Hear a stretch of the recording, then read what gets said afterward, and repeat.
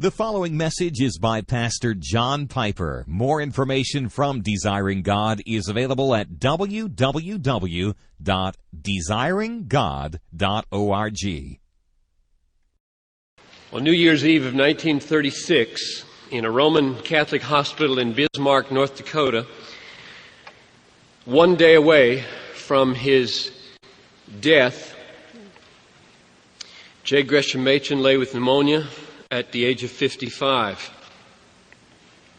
It was Christmas break at Westminster Seminary, where he was teaching New Testament at the time, and his colleagues said that he looked deadly tired.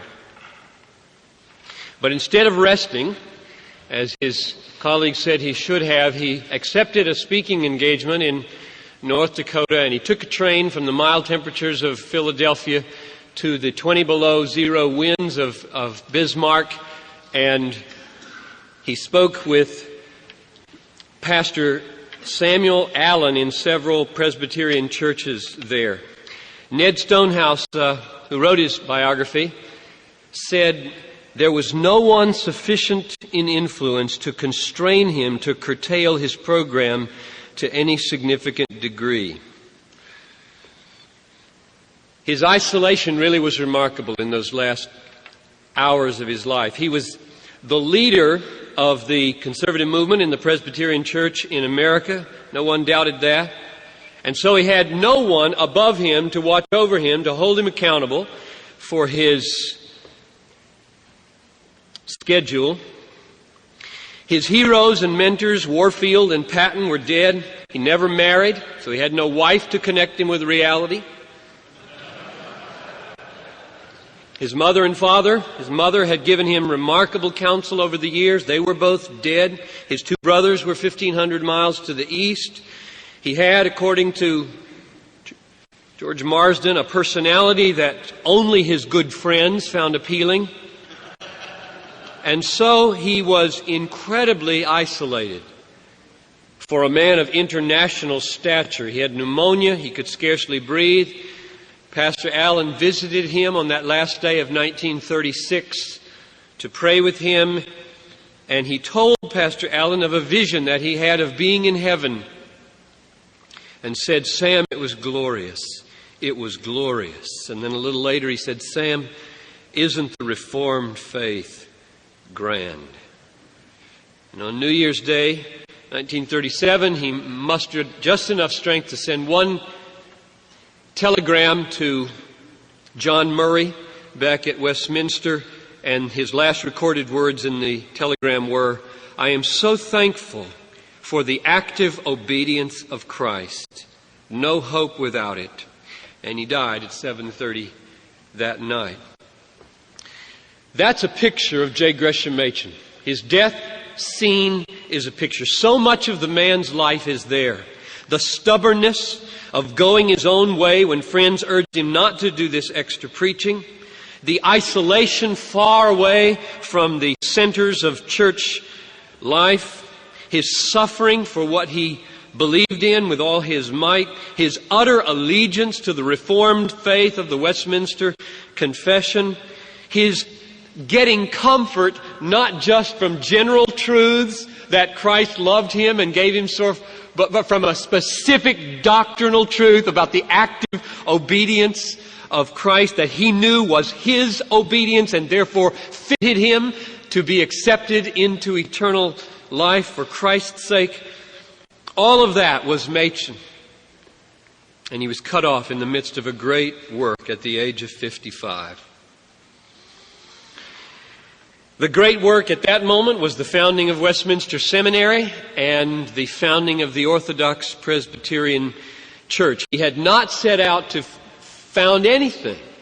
He prided himself, and Princeton prided themselves, that not anything new had come out of Princeton for 100 years. It was the glory of Princeton Seminary to have stood with Hodge, and Warfield for 100 years. He had no intention of founding a seminary or a church. He had taught at Princeton for 23 years and was at the thick of everything in the ecclesiastical life of the PCUSA in those days. But who he was and what he stood for made it almost inevitable in view of where that church and that seminary was going. Westminster, at that moment when he died, was 7 years old. The Presbyterian Church in America, which was forced legally within its first month to change its name to the Orthodox Presbyterian Church, was 6 months old. He had been elected its first moderator June 11, 1936. And the occasion for starting that new Presbyterian church was that on March 29, 1935, Machen was found guilty of insubordination and failure to obey his ordination vows, and was stripped of his ministerial standing by the New Brunswick Presbytery.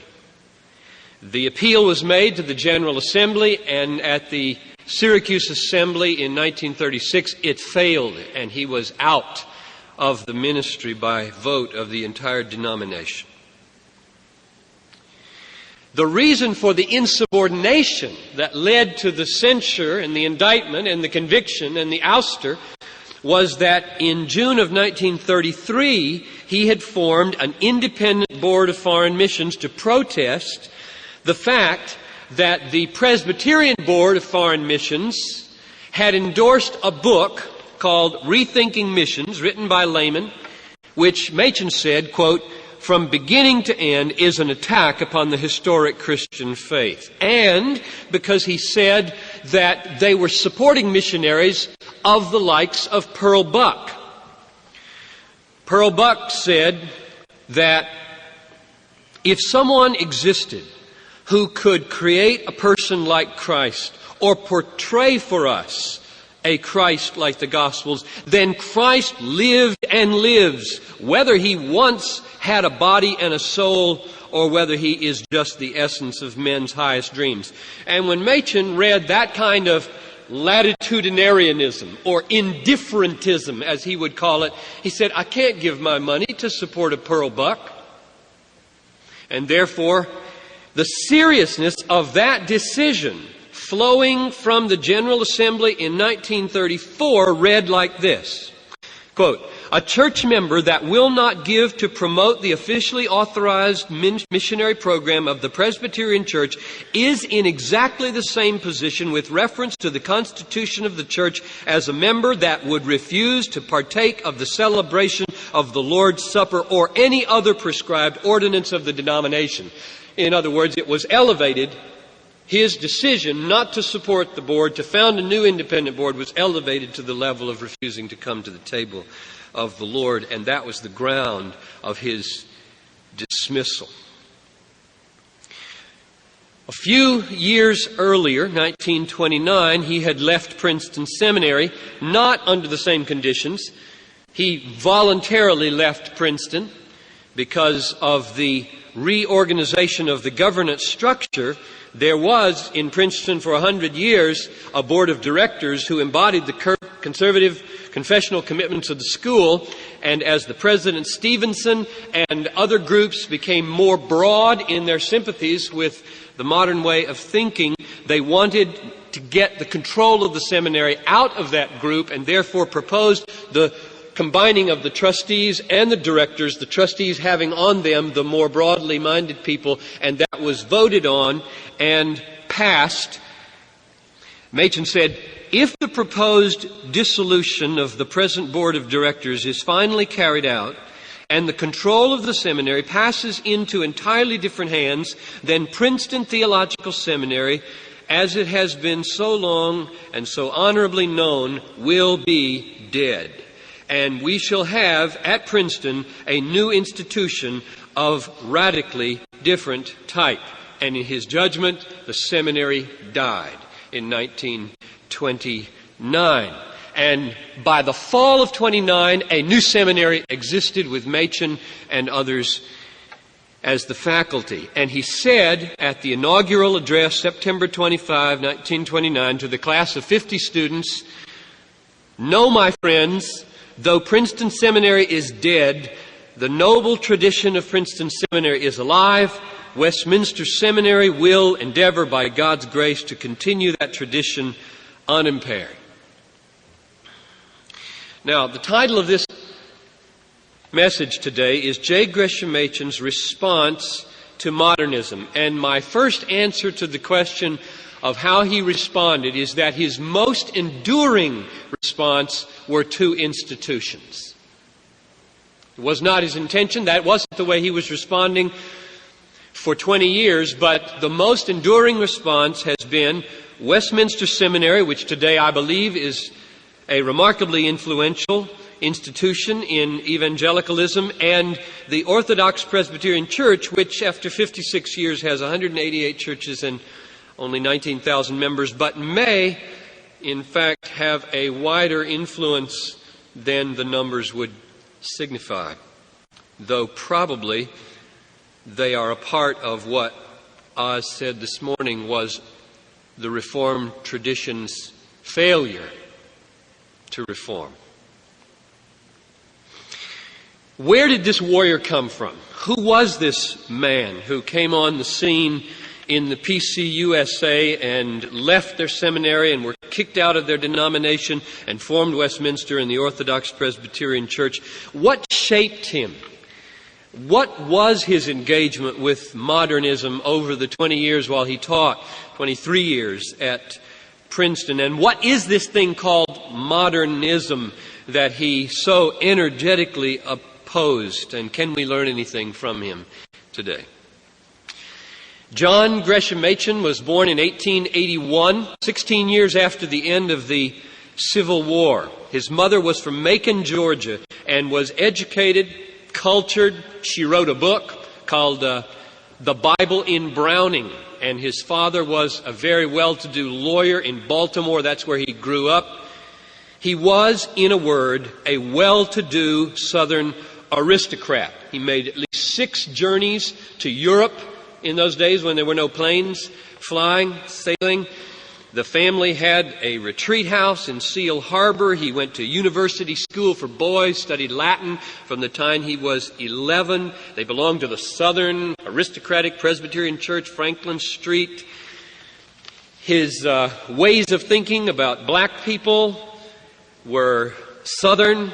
Quote, "The servants are the real old-fashioned, kind-hearted Southern darkies in the house." He was a man gripped by the Southern culture in which he grew up. And when he was 21 years old, he inherited $50,000 from his maternal grandfather. To put that in perspective, his first annual salary at Princeton was $2,000. So he inherited 25 times an annual salary when he was 21, and a similar amount when he was 35 from his father when he died. He was a millionaire in our terms. And that explains how you could read in his biography over and over again that he funded the magazine. He funded the 250,000 books that were mailed out to the PCUSA and so on. When he died, his estate was $250,000 in those days' dollars. That carries with it tremendous limitations, and it defines in large measure the level at which he engaged his culture and the level at which he engaged the PCUSA. When he finished high school, he went to Johns Hopkins, studied classics, and then, kicking and screaming almost, he went to Princeton Seminary for 3 years, not at all intending to go into the ministry, didn't know whether he would or not, took a year in Germany to study New Testament, and there he met modernism, as he came to understand it, for the first time in vital, compelling, winsome form, in the person of Wilhelm Hermann at Marburg. It was an almost compelling, overwhelming encounter. This is important because what Machen was doing for the next 23 years when he opposed modernism was not throwing rocks over a wall that he'd never glimpsed over. He had been over the wall, into the camp, and almost was lost there. to the cause. I'm going to read an extended series of quotes from the letters home just to show you how close we came as evangelicals to losing him and what an impact this man Hermann had on him and what it should teach us about the way we present our theology. Princeton almost lost him because of the way they presented their theology. Here's the quotes. The first time I heard Hermann may almost be described as an epoch in my life. Such an overpowering personality I think I almost never before encountered. Overpowering in the sincerity of religious devotion. My chief feeling with reference to him is already one of deepest reverence.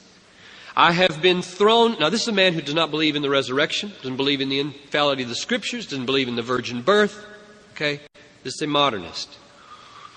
I have been thrown all into confusion by what he says. So much deeper is his devotion to Christ than anything I have known in myself during the past few years, the Princeton years. Hermann affirms very little of which I have been accustomed to regard as essential to Christianity. Yet there is no doubt in my mind that he is a Christian, and a Christian of a peculiarly earnest type. He is a Christian not because he follows Christ as a moral teacher, but because of his trust in Christ. Practically, if anything more truly than theoretically, his trust is unbounded. Hermann represents the dominant Richelian school. Hermann has shown me something of the religious power which lies back of this great movement which is now making a fight even for the control of the Northern Presbyterian Church in America. In New England, those who do not believe in the bodily resurrection of Jesus are generally speaking religiously dead. In Germany, Hermann has taught me this is by no means the case. He believes that Jesus is the one thing in all the world that inspires absolute confidence and absolute joyful subjection. And that through Jesus we come into communion with the living God and are made free from the world. It is the faith that is a real experience, a real revelation of God that saves, not the faith that consists in accepting as true a lot of dogmas on the basis of merely what others have said. Das Verkehr des Christen mit Gott is one of the greatest religious books I have ever read. Perhaps Hermann does not give the whole truth. I certainly hope he does not. That little phrase is so hope-giving as you read the history of this man. I certainly hope. I think underlying, this is a token of the way God works, I believe, as young men experience doubts. Underlying these intellectual doubts that he was being plummeted into, there was what Jonathan Edwards would probably call an affection, a nose, that didn't operate here mainly, a nose and an affection for the truth, so that periodically, as he's expressing his fascination with these new ideas, he keeps inserting, I hope it's not true. I hope it isn't true. Because there was this gut level, I have loved what Warfield taught. I think. I certainly hope he does not. At any rate, he has gotten hold of something that has been sadly neglected in the church and in the Orthodox theology. Perhaps he is something like the devout mystics of the Middle Ages. They were one-sided enough, but they raised a mighty protest against the coldness and deadness of the church and were forerunners of the Reformation. End quote. Now, what Machen found in Hermann, I think, was something that he had apparently not found at Princeton, nor in his home church, Franklin Street, nor in his mother, whom he loved dearly and counted as a saint. Namely, passion, joy, exuberant trust. At Princeton, there was solid learning, there was civil, formal, careful, aristocratic presentations of fairly cool, thorough, reformed theology. He eventually came to see that that theology was an infinitely better foundation for joy than what Hermann had. But in comparison to Hermann's spirit, the spirit of what he had experienced in the Reformed community almost lost him. It came within a hair of losing him. And the lesson that I just throw out to the Orthodox Presbyterian Church and to this group, because those of you who were attracted to hear Os Guinness and to this topic are probably the kind of people who are toward the Warfieldian ilk of human being, which is a peculiar sort of person that isn't like Hermann. And you need to be aware that you can lose precious young people by not, as Edwards would say, having affections that correspond to the glory of your affirmations. There must be a correlation, or something's not going to click in young people's lives.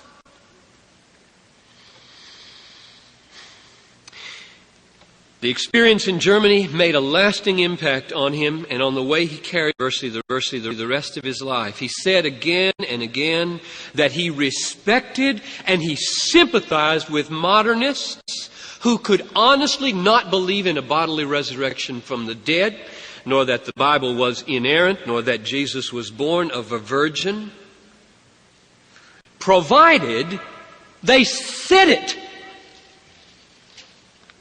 and didn't stay in churches where it wasn't believed. That's what made him angry. Quote, "There is my real quarrel with them," referring to some of the faculty at Union in New York. "There's my real quarrel with them. As for their difficulties with the Christian faith, I have profound sympathy for them, but not with their contemptuous treatment of the conscientious men who believe that a creed solemnly subscribed to is more than a scrap of paper." He wanted to deal with people straight up, argument for argument, honestly. His struggle with people who were struggling was very empathetic. 20 years after his German experience, he wrote, "Some of us have been through such struggle ourselves. Some of us have known the blankness of doubt, the deadly discouragement, the perplexity of indecision, the vacillation between faith diversified by doubt and doubt diversified by faith." Now, Machen came through without losing his evangelical faith, and he was called to Princeton to teach New Testament, which he did from 1906 until he left in 1929. And incidentally, in regard to this morning's comment, he never got any advanced degree beyond Princeton. Neither did, by the way, F.F. Bruce beyond his master's, and numerous others. There is no necessary correlation between insight and degrees. Most of the worst teachers in the world have PhDs. There is no correlation between pedagogical ability and advanced training. They are in two totally separate worlds. And the same is true with passion. The same is true with orthodoxy. The only thing a PhD does is certify you in the guild. That's all it guarantees. And that isn't much.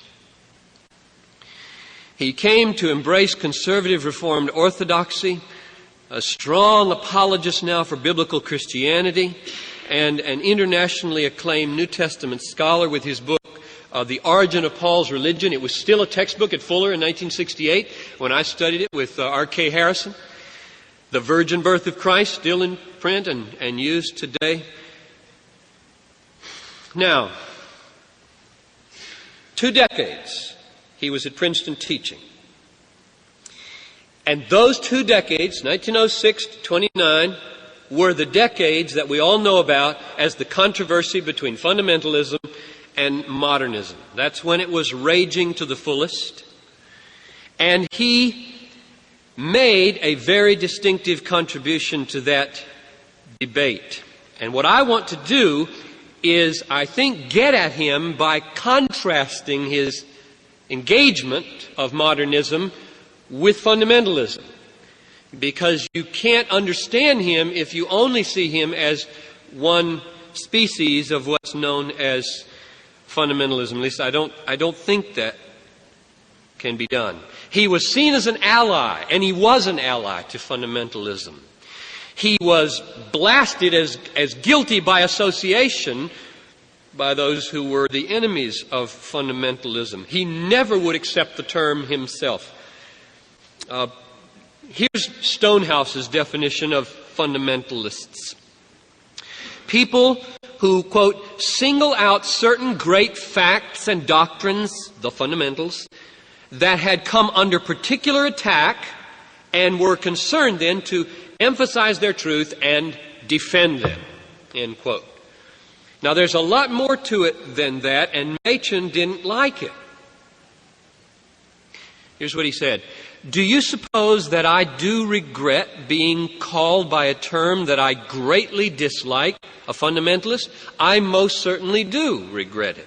But in the presence of a great common foe, I have little time to be attacking my brethren who stand with me in the defense of the Word of God. So there you hear the balance of yes and no to fundamentalism. Here's what he did not like about it. These were his characteristics. 1, the absence of a historical perspective. 2, the lack of appreciation for scholarship. 3, the substitution of brief skeletal creeds for historic confessions. 4, the lack of concern for precise formulation of Christian doctrine. 5, pietistic, perfectionistic tendencies.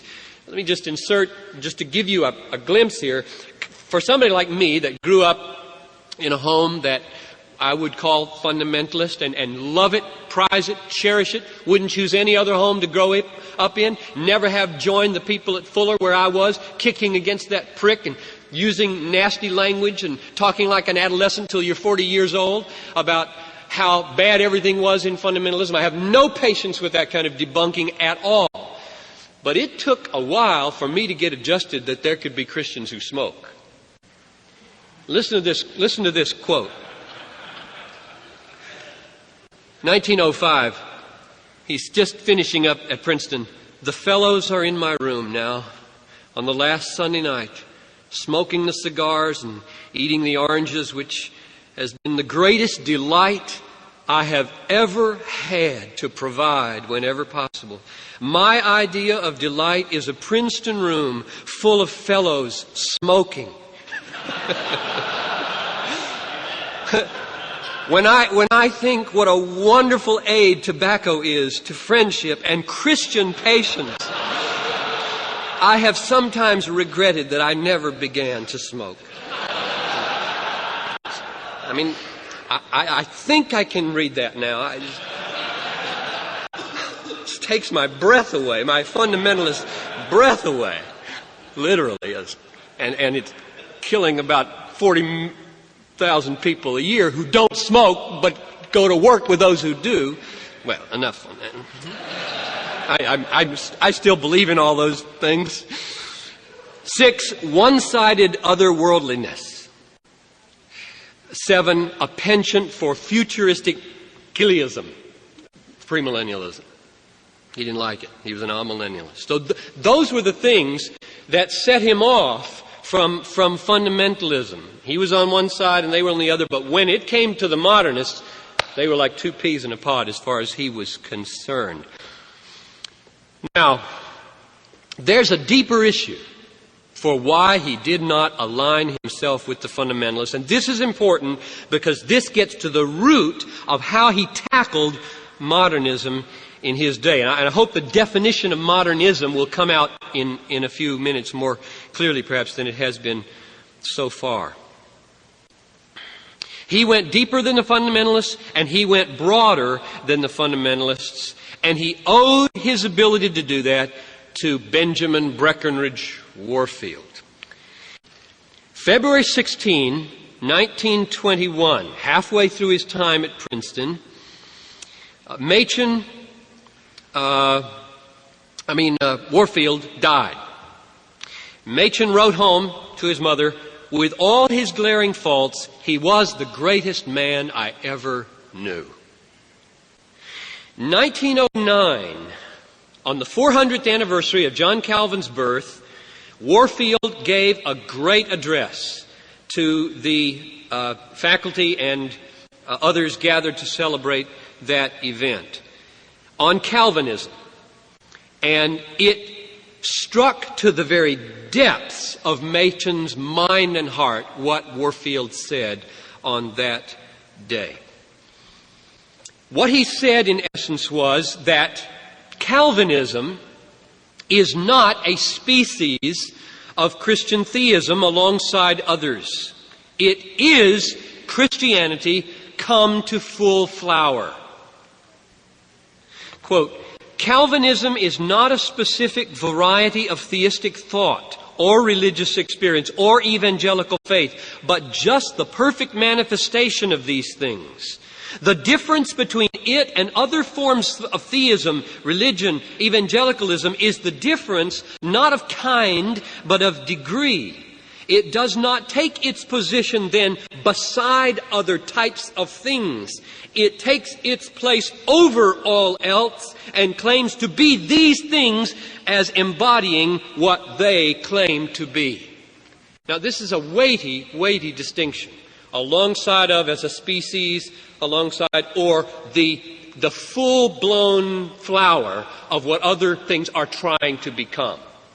Now, Machen believed this.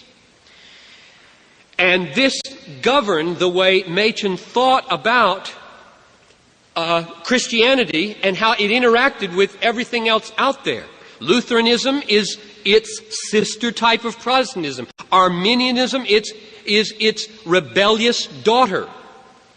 Calvinism's grasp of the supremacy of God in all of life enabled Machen to see that other forms of evangelicalism were all stages of grasping God, which were yet in process of coming to the full and pure appreciation of the total God-centeredness of Calvinism. Now, what that meant for Machen was that his mission over against modernism was not to defend a species called fundamentalism, but to defend Christianity. When he defended the Calvinistic supernaturalism of his day, he did not see himself as in any corner of Christianity. It was Christianity. That was what drove him. So his main problem with the term fundamentalist was this, quote, it seems to suggest that we are adherents of some strange new sect, whereas in point of fact, we are conscious simply of maintaining the historic Christian faith and of moving in the great central current of Christian life. That's what set him off most deeply from fundamentalism. He was invited to be the president of Bryan Memorial University, which now I think is just Bryan College in Dayton, Tennessee. And he wrote to turn it down. Now, that move from Princeton to Bryan would have been to a presidency. It no doubt would have been a different school than it is now had he done that. But it would have taken him out of the PCUSA. It would have put him in a more ecumenical, interdenominational, premillennial atmosphere. And he couldn't do it. And here's why. He wrote the letter of refusal like this. Thoroughly consistent Christianity, to my mind, is found only in the Reformed or Calvinist faith. And consistent Christianity, I think, is the Christianity easiest to defend. Hence, I never call myself a fundamentalist. What I prefer to call myself is not a fundamentalist, but a Calvinist. That is, an adherent of the Reformed faith. As such, I regard myself as standing in the great central current of the church's life, the current that flows down from the Word of God through Augustine and Calvin, and which has found noteworthy expression in America in the great tradition represented by Charles Hodge and Benjamin Breckinridge Warfield and the other representatives of the Princeton School. So Machen moved in a different conceptual world than most fundamentalists did of his day. When he took on modernism, he took it on as a challenge to Reformed Christianity. And so his most important book, which has just come back into print and gone out of print, from Erdman's, this is what you should all have in your library. This is as relevant today as it was 70 years ago in 1923 when it was written. The title, Liberalism and Christianity, says almost all the story, because he was not titling the book Liberalism and Fundamentalism. The challenge of liberalism was not a challenge to fundamentalism. It was a challenge to Christianity. It was a big, all-encompassing challenge. And so he wrote the blurb for the book like this: liberalism on the one hand and the religion of the historic church on the other are not two varieties of the same religion, but two distinct religions proceeding from altogether separate roots. He had one regret, and that is that he had not titled the book Christianity and Modernism, because he came to feel that in calling it liberalism, he gave it too much credit, because the word liberalism has a noble history, and what's unique about modernism is that it is modern, which is no compliment, nor indictment in itself. What was it? What was liberalism/modernism? The words are used interchangeably in Machen. I'll use them interchangeably here. Here again, he moved not nearly so quickly as the fundamentalists into showing specific fundamental doctrines that modernists were moving away from. He didn't do it that way. He didn't jump quickly on the virgin birth and say, this is what we must talk about, or the resurrection, or the infallibility of Scripture. His approach was far deeper and far broader as he engaged modernism in his day. What he did was engage in, first, a thorough analysis of the modern culture and the spirit of the age, and he tries to think through the relationship between modernism and what Os Guinness has been calling modernity. Modern culture is his word for it. They're not the same. Modernism is the theological construct and atmosphere theologically that is growing out of modernity. And Machen's first efforts are to get at what this thing is and then deal with it on its own terms. Let me read a quote about modern culture. He says, modern culture is a tremendous force. Modern inventions and the industrialism that has been built upon them have given us, in many respects, a new world to live in. Now, he's writing 1923.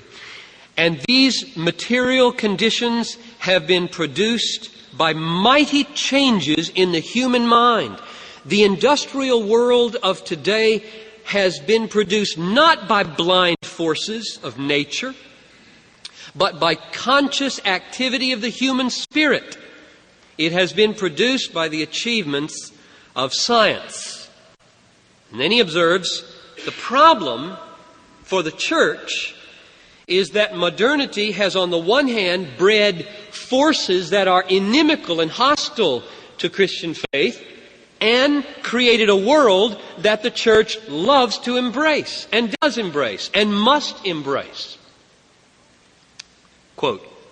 This is a skewering quote. This could be written yesterday if you just replaced railroad, telegraph, and printing press with computers, jets, and fax machines. We cannot, without inconsistency, employ the printing press, the railroad, the telegraph, computers, jets, fax machines. We cannot employ them in the propagation of our gospel and at the same time denounce as evil those activities of the human mind that produce these things. That is the fundamental problem that I think Oz has been wrestling with, the problem of modernity. Now, what he says is that this calls for a critical assessment of modernity or contemporary culture. The negative impulses that are hostile to Christianity, he said, were three. One, suspicion of the past. And that's natural. If you look around your life and you can remember the time when there were no cars, no refrigeration, no electric light, no telegraph. You can remember those days. You lived. Why, you would soon become pretty persuaded that the past doesn't have very much to offer. I mean, everything is in the future. It is a totally new world. It had been the same for 6,000 years, and in the last 50, it's a new world. So who needs the past? I mean, they rode chariots for 6,000 years. Now we've got cars. There's nothing it has to offer. So that you can feel some of the force of that thinking. Secondly, skepticism about truth and the replacement of the category of true with useful. And you can feel some of that when you do your experiments in order to find out how to make light, how to make refrigeration, how to make words go over wires. Who gives a hoot about truth if it works? I mean, if you can fax, if you can work computers, I mean, does it work? And so you can feel some of the force why true, that category just kind of goes down, and useful and efficient comes up. And the third is the denial of the supernatural. Is there any such thing? It hasn't been obvious in any of our recent discoveries, and we are fixing the diseases. You don't need prayer anymore. You just, as Dr. Fuller says, you get the rats out of the manholes. Just poison the rats. Find a new chemical that'll kill the rats, and that'll take care of your Black Plague. Machen credits modernism. Now that's the theological response to modernity. Machen credits modernism with really trying to come to terms with these challenges. Quote, what is the relationship between Christianity and modern culture? May Christianity be maintained in a scientific age? It is this problem which modern liberalism, modernism, attempts to solve. And in trying to solve it, liberalism or modernism has joined modernity in, one, minimizing the significance of the past, and two, accepting the utilitarian view of truth, and three, surrendering supernaturalism. And all three compromises with the spirit of modernity together produce the modernist spirit in religion. It is a spirit. It's not a set of doctrines per se or a set of denials. This is why Machen, this is so important. It's important today. This is why Machen never tired not only of criticizing the doctrinal views of people in the PCUSA, but what he called indifferentism or latitudinarianism. The President Stevenson, who was the president of Princeton in those days, did not want, he affirmed, he said, the whole Westminster Confession, but he did not want to push the liberals out. Machen never tired of saying that there's a spirit here of modernism that creates an atmosphere in which shifts away from orthodoxy happen. And it's the spirit that minimizes truth as true and elevates truth as useful. Let me just quote from one of the modernists of that day, John McCallum, about what he understood modernism to be, just to show you that from the inside out, we're moving in the right direction with the definition. The liberals have accepted the enlarged view of the universe which has been established by modern astronomy, geology, and biology. Instead of blindly denying scientific facts as obscurantists have always done, they have adjusted themselves to them, and in so doing have increased their faith and urbanity, and consequently extended their influence, particularly with the educated classes. Liberalism is an atmosphere rather than a series of formulas, end quote. So when the preference for the new and the naturalistic bias and the skepticism about finding what is true, when those all come together, what you have in the seminary, in the church, is an extraordinary opportunity for the abuse of religious language and the manipulation of historic confessions. In essence, modernists don't throw out Christianity. They reinterpret the creeds of Christianity and give old words new meanings. And that's the way they stay. And Machen could see that. And that's what he kept criticizing with this doctrinal indifferentism, that people, President Stevenson wouldn't recognize what was happening. People could still be using the words of the confession and put a totally different meaning. So the virgin birth was one theory of the incarnation, and the bodily resurrection was a theory of the resurrection. And so the old facts don't correspond anymore with permanent facts.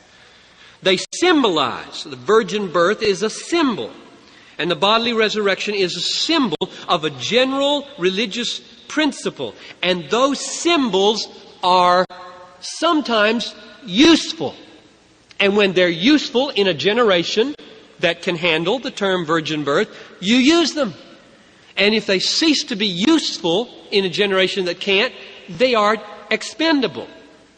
And the general religious truth remains. And that's defined in various ways. But it's that principle of utilitarianism in the view of truth that he saw and was so distressed about in the Presbyterian church of his day. Hundreds of clergy in his day would not deny the confession of faith of the Westminster Confession, but by virtue of a modernist spirit had come to give it up even though they signed it. Now, one of the most jolting sentences in all the reading I've done was the next one that I want to read to you. Here's the quote. It makes very little difference how much or how little of the creeds of the church the modernist preacher affirms, or how much or how little of the biblical teaching from which the creeds have been derived he affirms. He might affirm every jot and tittle of the Westminster Confession, for example, and yet be separated by a great gulf from the Reformed faith. All is denied because all is affirmed not as true, but as useful. There's a whole philosophy of language that has been built up to justify that kind of staying within denominations. It makes it so hard to deal with colleges, seminaries, denominations. There's this gut sense when you're around certain people, they don't believe this. There's nothing happening here. The language, some of it is there, but and you can't, it's like mercury. You put your finger on it, it goes zoop, zoop, just all over the place. The utilitarian view of history and language leads to evasive, vague language that enables the modernist to mislead people into thinking that they are still orthodox. Listen to this. This is another incredibly contemporary and relevant sentence from his book, What is Faith? Which is out there, by the way. I recommend it. For the introduction alone, What is Faith is worth the price of the book. This temper of mind is hostile to precise definitions. Indeed, nothing makes a man more unpopular in the controversies of the present day than an insistence upon definition of terms.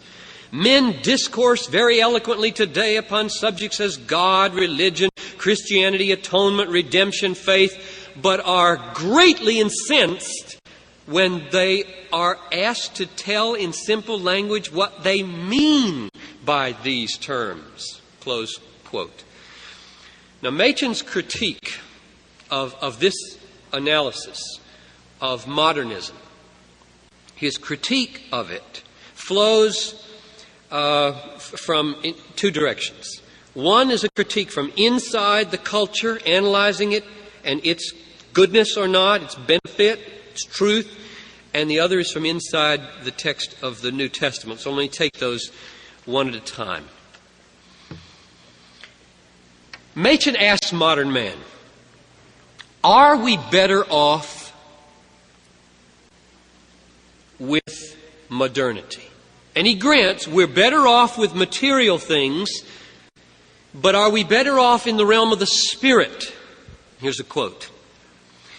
The improvement appears in the physical conditions of life, but in the spiritual realm, there is a corresponding loss. The loss is clearest perhaps in the realm of art. Despite the mighty revolution which has been produced in the external condition of life, the railroad, the telegraph, fax machine, computer, and so on. I lost my place. Despite the mighty revolution which has been produced in the external condition of life, no great poet is now living to celebrate the change. Humanity has suddenly become dumb. Gone too are the great painters, the great musicians, the great sculptors. The art that still subsists is largely imitative, and where it is not, it is usually bizarre. He argues that drab utilitarianism, that's his phrase, drab utilitarianism destroys the higher aspirations of the soul and results in unparalleled impoverishment in human life. So you can see what he's doing. He's working from the inside of contemporary culture to show on its own terms it's bankrupt. This is his first strategy. When you take away objective norm and truth, you take away the only means of measuring improvement or progress. You can talk till you're blue in the face about progress, but ultimately, if there's no absolute, no norm, no objective truth, you have lost anything to move from, toward, and all that's left, he says, is the changes of a meaningless kaleidoscope. So in view of those things and other observations and effects of modernity and modernism, he asked the modern man, is your rejection of the past, and is your rejection of the category of truth, and is your abandonment of supernaturalism as cheap and expendable as you think they are? Quote, in view of the lamentable defects of modern life, a type of religion certainly should not be commended simply because it is modern or condemned simply because it is old. On the contrary, the condition of mankind is such that one may well ask what it is that made the men of the past generation so great and the men of the present generation so small. And that's the way Machen seeks to understand and critique modernity and modernism from the inside. Questions like that, unfolding its own hollowness. And that set him apart from the fundamentalists. They didn't do it that way. They didn't go that deep. They weren't that broad. Now, his other strategy was biblical. From outside of modernism, he took their claim to be biblical. They never abandoned that claim. That's what was so maddening to him. He took that claim to be biblical, and he went back to Paul and Jesus, and he noted some very simple things. He noted Acts 1:8. He said the church from the beginning has a charter to be witnesses. He said witnesses implies events beheld and experienced, and the charter and meaning of Christianity is faithfulness to true events through true witness. And then he said, not only have there been events, but they devoted themselves to the apostles' teaching, which was the interpretation of those events. And then he went to Paul's letters, and he pointed out some very interesting things. He said, Paul took truth and doctrine and specificity seriously. For example, He contrasted Philippians and Galatians. And in Philippians, he noted that Paul in prison was incredibly tolerant towards the people who wanted to make his imprisonment miserable by preaching the gospel when he couldn't. And he said, I'm glad it's preached. And in Galatians, when they wanted to preach, he cursed them with an anathema and said that if he or an angel from heaven said what they say, let them be damned. You say, well, is that the Paul of Philippians? I mean, what happened to this tolerance? And Machen points out that the difference is a sentence. They got the gospel right. Rotten attitudes. Rotten attitudes. And they got it right, evidently. The Judaizers in Galatia got one sentence wrong. You can be completed by the works of the flesh. That's all. And he listed off the things. They probably agreed on the Trinity. They probably agreed on the Scriptures. They probably agreed on the atonement. They probably agreed on...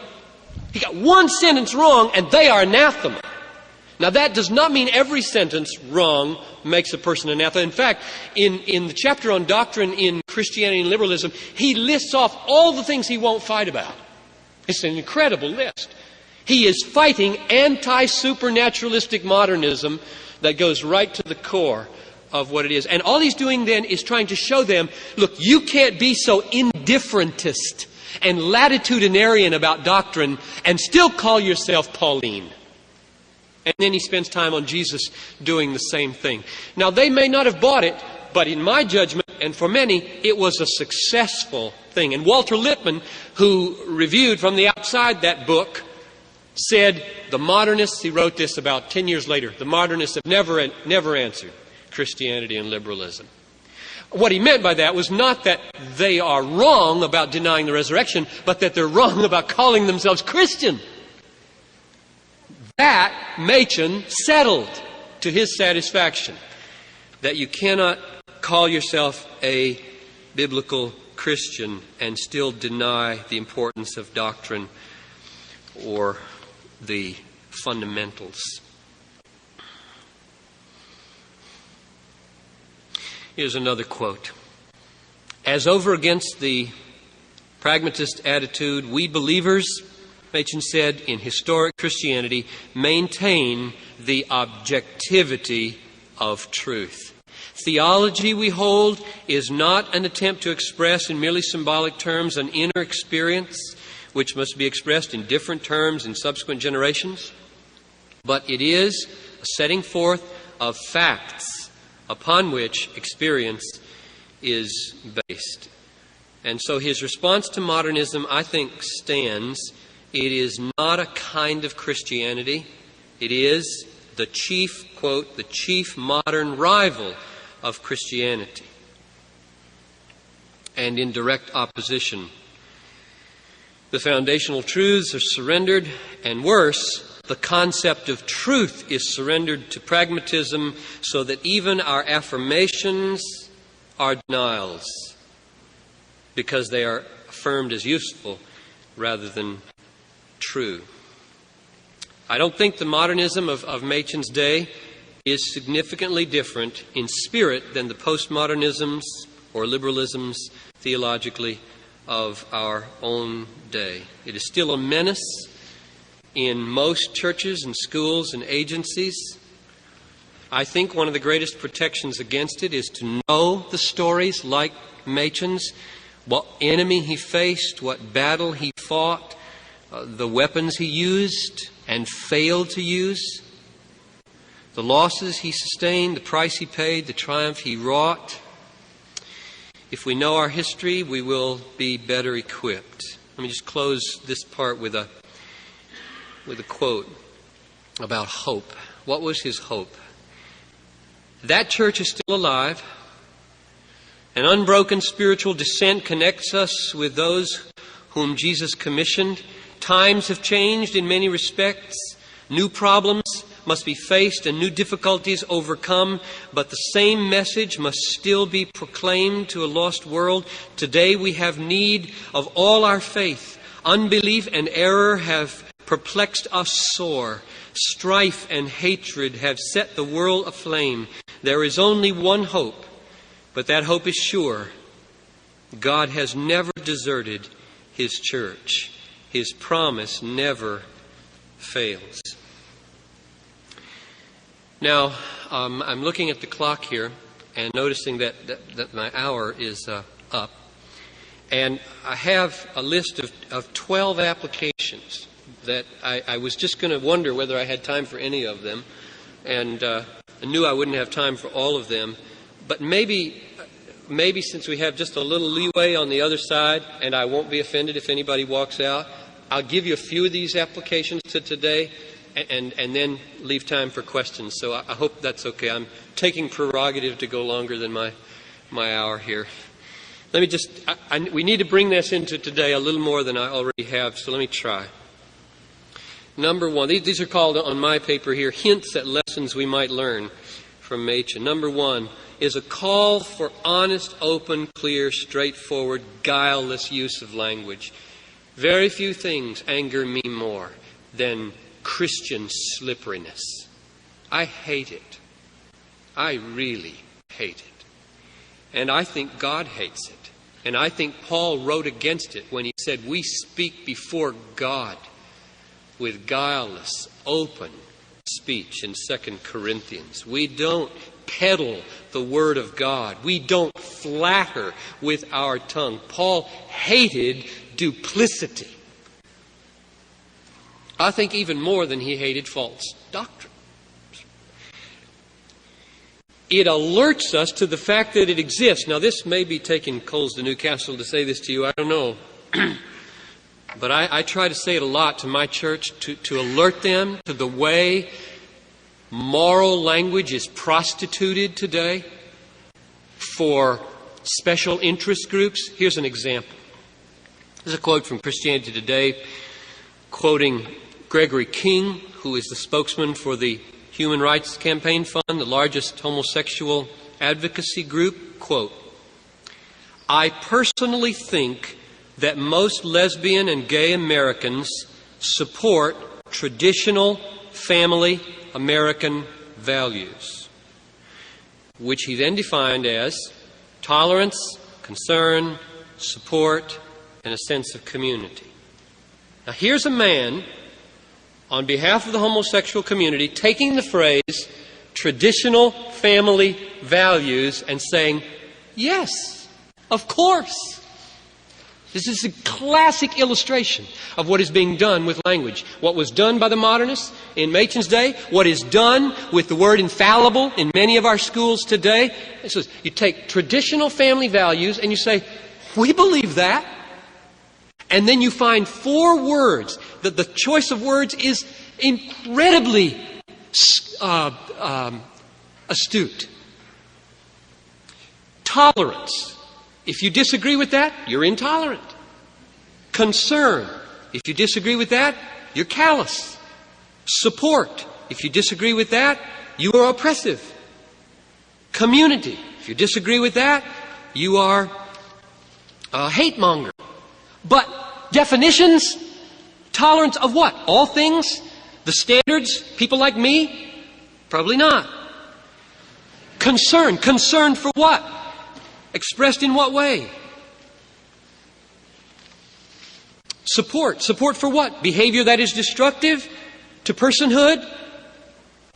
What do you mean? Oh, you don't do definitions today. We don't do definitions. That's not what language is for. Language is useful. This is politically useful to talk this way. Community? By what standards? Under what unification? Oh, we don't talk like that. It's useful. We're getting our agenda across. We're winning. If we can use language to win, we don't need definitions.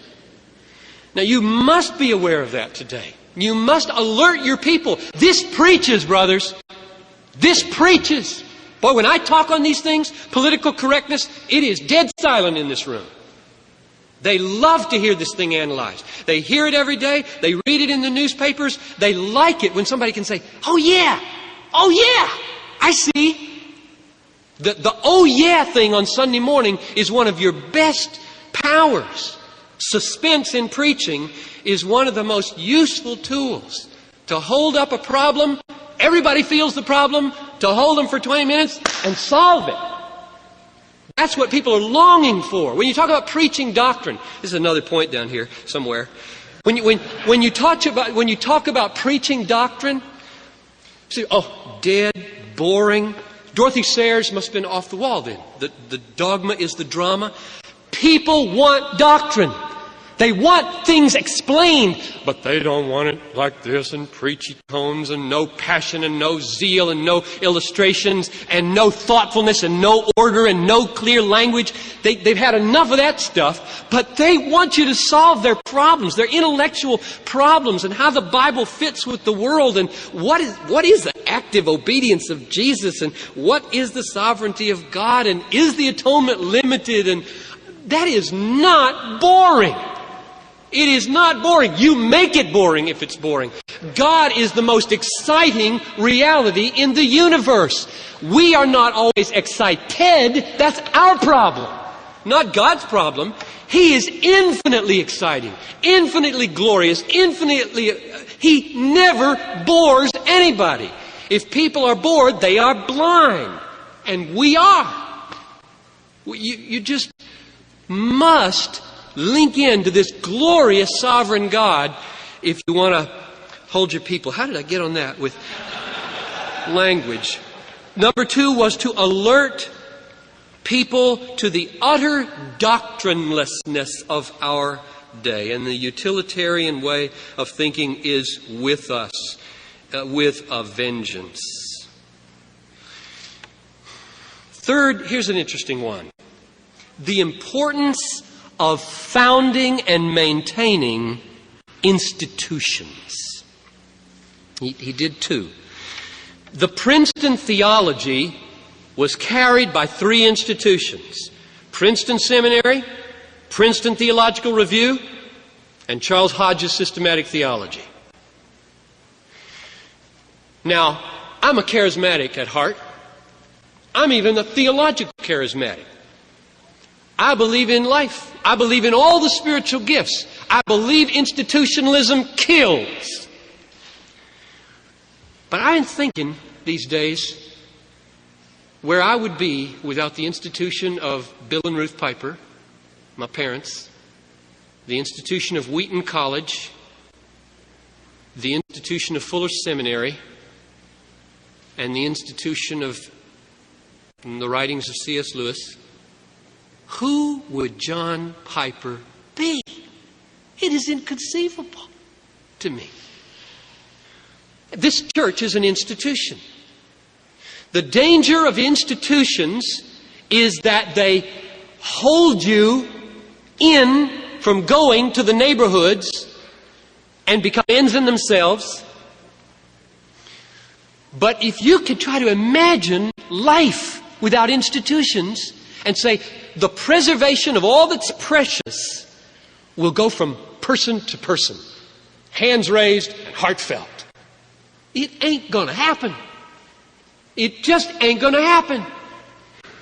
Precious things are preserved over decades and centuries in large measure by books, charters, coalitions, churches, universities, denominations committed around shared values. Now, I don't know what that says to you where you are. To me, it caused me to create a conference. Here's a conference. It's 6 years old. It's becoming an institution. Different people come each year, but I have a vision. I have a vision of God. I have a vision of church life and worship and the centrality of God over all things. And I said, look, if people will come when I send out an invitation and get a speaker like Oz to come, I'll pour some work into it. And this embodies something. You men will be influenced a little bit. Even if you don't like it, you'll be influenced a little bit. And so you in where you are, you can create little institutions. There are little institutions like the family, which is the most important, and there are big institutions like the American government and others. So institutions are really, really crucial. The next one is the danger of indifferentism. I think I've said enough about that, probably. I probably hit hard enough the value of a God-centered vision of all reality. When Warfield got a hold of Machen and enabled him to see that once you see that God is supreme over all, that Calvinism is the most full expression of that total supremacy over all things, what that does in my life is enable me to say something significant about everything. That sound presumptuous? Almost does, doesn't it? We could just take an hour right now and you could stand up and say anything you wanted. Just pick anything. Open the dictionary. Flop. And pick out a word and tell me, talk about it. I could talk about it. I mean, even if I didn't know what it meant, I could talk about it. Because I could talk about my ignorance. I could talk about the word and maybe it reminds me of another word. When God relates to everything, and you bring everything in relationship to God, everything relates to everything. And that's the glory of the sovereignty of God. You know, when people think about Calvinism, they think, 5 points. And number 5 is a real problem. When I think about Calvinism, I think mainly about the supremacy of God to God. And then the supremacy of God in the world. And the supremacy of God in the church. And in the soul. And in eternity. And when that's the dominant thing in your life, everything relates to everything. And then you preach interesting. I mean, you open a text and say, oh, what can I say about that? I mean, when I look at a text, my big problem every Saturday is what not to say. What should I leave out this Sunday? I mean, the connections in the Bible of every verse to every verse and every verse to my wife and my children in this church and the poor and homosexuality and divorce, everything relates to everything and people love it. People want coherence. People love to see things brought together because that's the way it is. That's reality. You're putting people in touch with reality. Number 8 or whatever it is here. Is the pain of criticism. He was bitterly criticized by his own colleagues. Names were used of Machen. And my denomination, Baptist General Conference, is a non-combative, irenic denomination to a fault, I believe, although I chose it largely for that reason. I don't want to be a pugilist, but I don't want to put such a premium on being irenic that you become an indifferentist. That's the danger. But I lost my train of thought here. Oh, that kind of person doesn't like to be criticized. And therefore, they don't like to say anything that's going to ruffle feathers, because that hurts. It hurts to be criticized. One criticism at that door after I preach will not compensate for 10 compliments. I said that backwards. 10 compliments won't compensate for one criticism. My emotional makeup, boom, I'm on the floor. Criticism takes 20, 30, 40 compliments to get me off the floor again. That's the way we're structured. Therefore, people won't do it. They think that they can become so kind, so loving, so meek, so soft-spoken, so us, that they won't get criticized. You know, it won't work. I read in First Things, Germaine Greer called Mother Teresa a religious imperialist. At my convent school, she said, the pious nuns who always spoke softly and inclined their heads with small, patient smiles were ones to fear. They became the Mother Superiors. Mother Teresa is not content with running a convent. She runs an order of Mother Teresa clones, which operates worldwide. In anyone less holy, this would be seen as an obscene ego trip. Mother Teresa epitomizes for me the blinkered charitableness upon which we pride ourselves and for which we expect reward in this world and the next. There's very little on earth that I hate more than that. Well, I mean, if Mother Teresa's going to get it, forget it, guys. You just forget it. You're going to get it. And therefore, we just have to go ahead and say it like it is. I have one more, but it's too long, so I'm going to stop. I think if you want to ask a question about it, you can. I'll tell you what it is. Namely, preparing pre-evangelism, preparing culture to receive the gospel. But it's my cutting edge. I don't know if I agree with it, but I'm going to stop here and let you ask questions. And you can ask about anything under the sun for the next 15 or 20 minutes. Dan. With the extended PCUSA, I don't think the BGC is in anywhere near the trouble they were at that time.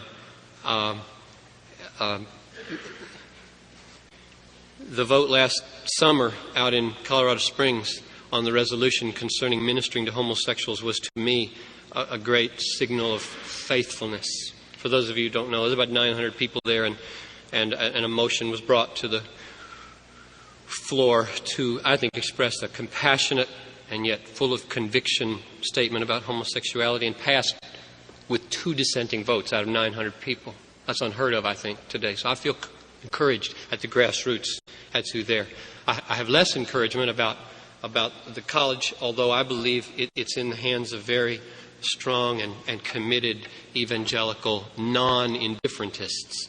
And I just think we need to be prayerful and supportive. We had a Bethel Sunday last Sunday, and I held up programs. I called the people to support and pray, and had a Bethel prof preach. And I don't want to be quick to jump ship on an institution. That's the biggest struggle I have. Did Machen jump ship at the right time with Princeton? Did he do right? Voss didn't go, Armstrong didn't go, and others stayed. I don't know what to say about the wider. We got PCUSA people here, and they're far better equipped to say. I think that church is a lost cause, as far as I can tell. But that's a philosophy of separatism that is very unrepresentative of a lot of evangelicals. I mean, I have precious friends who believe they're going to stay there. They're going to fight from the inside. That's obviously where Ben is, I presume, and others. But they had the General Assembly here in the Twin Cities a couple of years ago, and oh man, it's really hard. We have become so callous to the wild-eyed things that mainline Protestants say today that I don't even know if we could judge the way Machen would judge about the time of leaving. John? That definition, because we have a gay church of the Lakes, who would agree with your definition of evangelicalism. And the definition, we are people who define ourselves by the gospel of Jesus Christ, is inadequate to make any distinctions today in view of the abuse of language, I think. I mean, those words, gospel of Jesus Christ, are words that virtually every professing Christian of every liberal and modernist stripe would agree with. So I don't think Oz meant, he meant that would be the sentence in the covenant. You're going to have to respond to this tonight. But if Oz meant that we can gather an evangelical rallying point with that sentence, I need more help to agree with that, because I don't know of any liberals and modernists and people who have forsaken the lifestyle of the Bible who would not agree with that. So, the Westminster Confession of Faith. That's too simple. In this book, I could put my hands right on it. Here it is. He won't argue over people who disagree with him on the timing of the Lord's return. He doesn't want to fight over the mode and efficacy of the sacraments. He does not want to fight over the nature of the Christian ministry, Congregationalism versus Episcopalianism versus Presbyterianism. He does not want to fight Arminianism, mainly. That's listed number 4. And he does not want to fight Rome, mainly. He said, the gulf is indeed profound between us and Rome, but profound as it is, it seems almost trifling. It seems almost trifling compared to the abyss which stands between us and many ministers of our own church. The Church of Rome may represent a perversion of the Christian religion, but naturalistic liberalism is not Christianity at all. So his breadth was very broad in whom he was willing to call brother.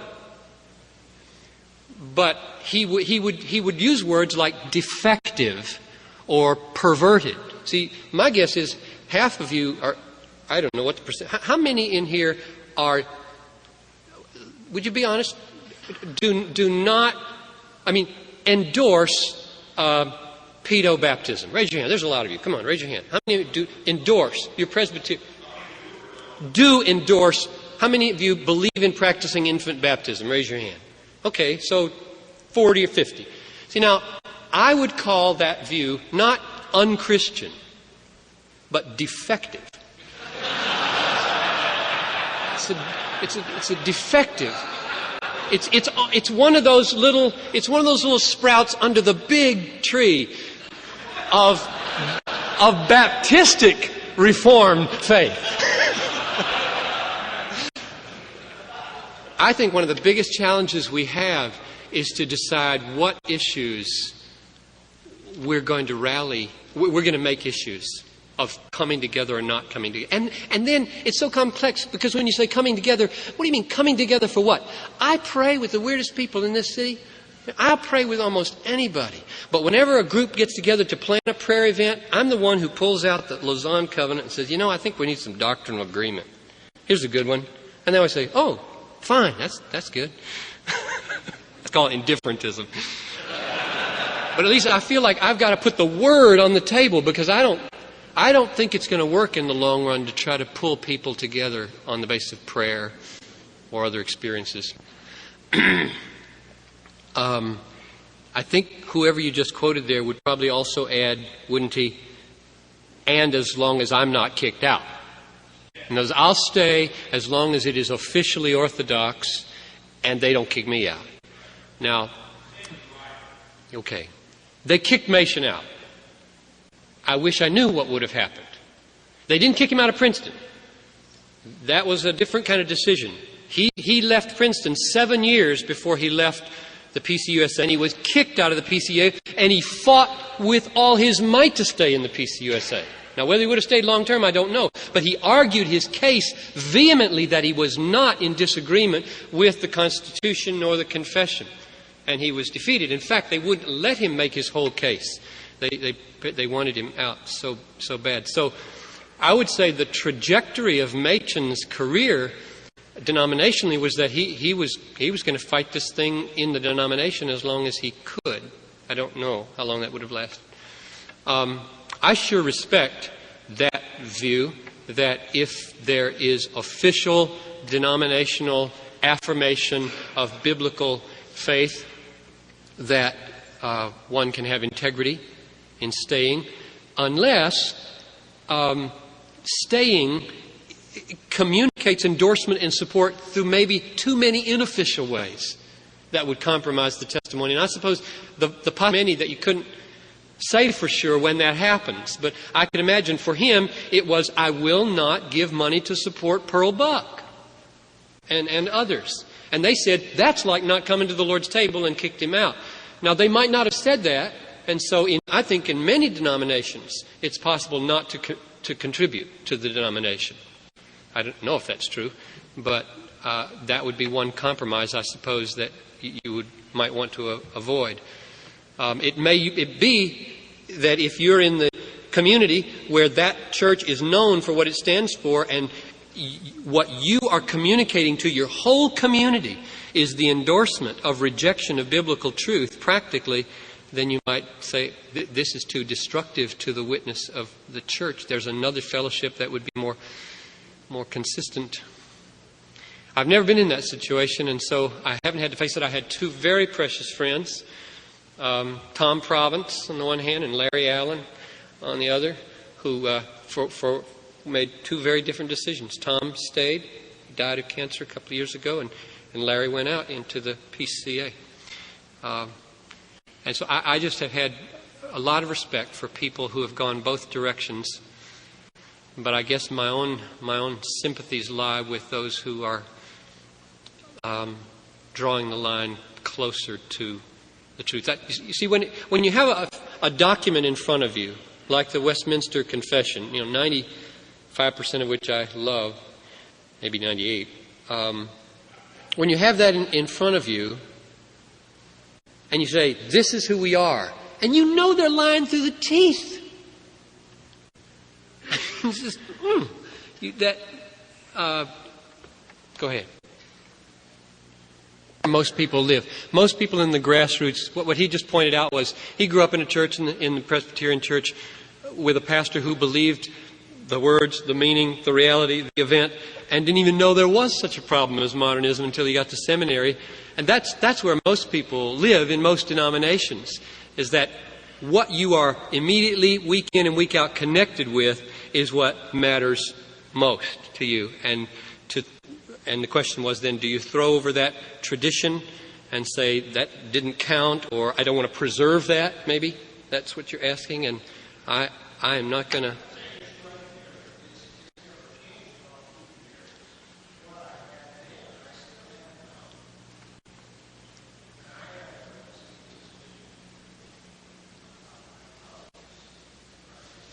Yeah. In the Southern Baptist Church, there's a little group of Reformed pastors that get together each year.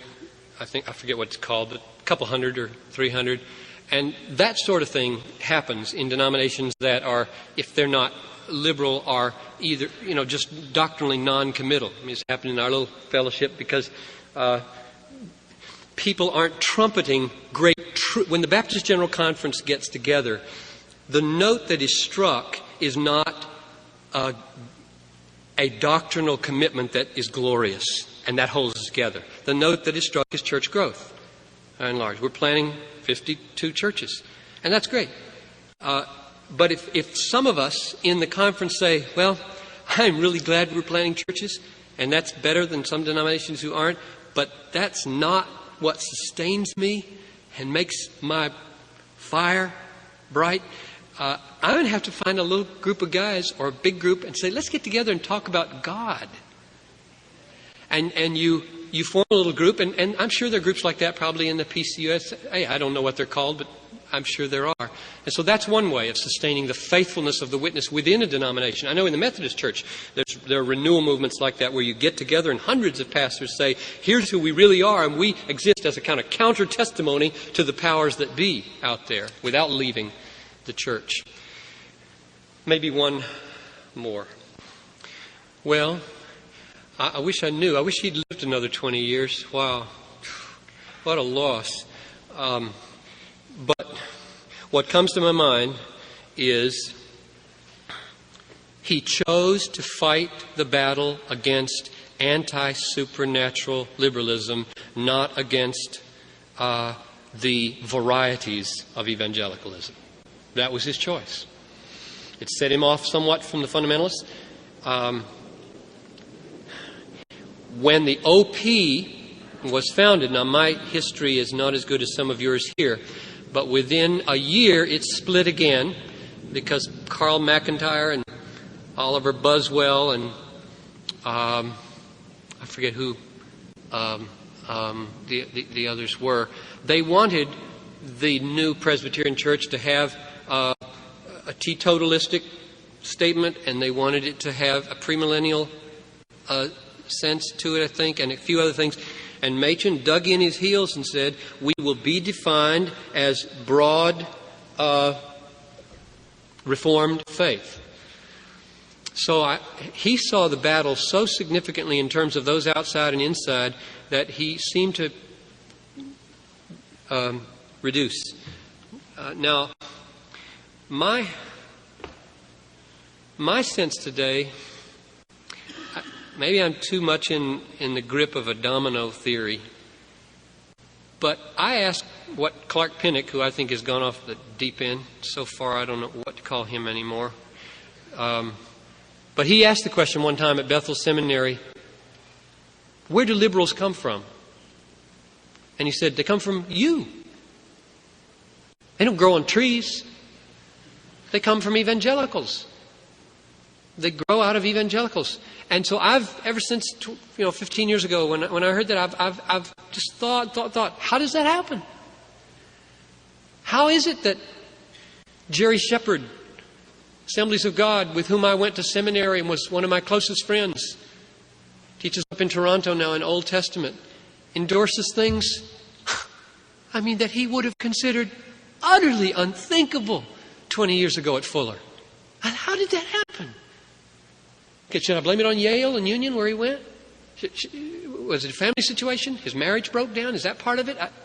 So I care about that question, which means I look around the feminist issue, the homosexual issue, Arminian issues, and I ask, are there any roots here of liberals in the making of the real sort? And so when I edited this book on feminism, evangelical feminism, and wrote the last chapter on the way forward, are we together, and tried to write a really hopeful chapter there. Brothers, sisters, I'm not looking at the evangelical feminists say us and them in terms of Christianity or even evangelicalism, but I see the hermeneutical seeds of the rejection of the Bible. I see continuity between that issue and the homosexual issue and then the rejection of the authority of the Scripture entirely. I see people who say, if the Bible says I have to be that way, I'm not going to be that way. I'll reject the Bible before I'll not be a feminist or before I'll not be endorsing homosexuality. So my response is that even though Machen might have drawn his lines there and only written and spoken concerning what's happening among the anti-supernaturalistic, thoroughgoing liberals, for myself, I wonder if we might not serve the church and rescue people by finding out what are the origins of that? In what kind of home do they grow up? What did parents do right for Machen and do wrong for Jerry? Or was it the parents? Was it Christian school? Should I found a Christian school at this church? Because I watch my son Benjamin at the public school. There's no way I can combat the utter disrespectfulness that is bred into young people at Roosevelt High School. So I'm asking questions on the inside as well as the outside. So that's just some of what comes to my mind. Dean told me we have till 3:30 according to the schedule, and so what I find is that if you present the sovereignty of God as the most glorious, life-sustaining, tragedy-enduring, soul-saving, evangelism-producing, prayer-empowering message, people like it. They like it. They don't know that it carries 5 points with it. But once they begin, just the history of this church, I've been here 12 and a half years now, and I didn't mention the word Calvinism for 6 years, 5 years, but I preached the sovereignty of God from the very outset, from the Scriptures, not from Calvin. I've never read the Institutes. From Romans and Galatians and Isaiah. And they liked it. It gives hope to people when they're dying, when their kids are leaving, and when motorboats run over their legs. It gives hope to people. And then when you explain joyfully there's a connection between whether Christ really saved sinners or only made them savable, they like that too. Because you've prepared them with the glory of the sovereignty of God. So I think all hangs on whether you believe it's joyful. The reason so many little Reformed churches don't grow and don't attract is because it doesn't look joyful. It looks like a club.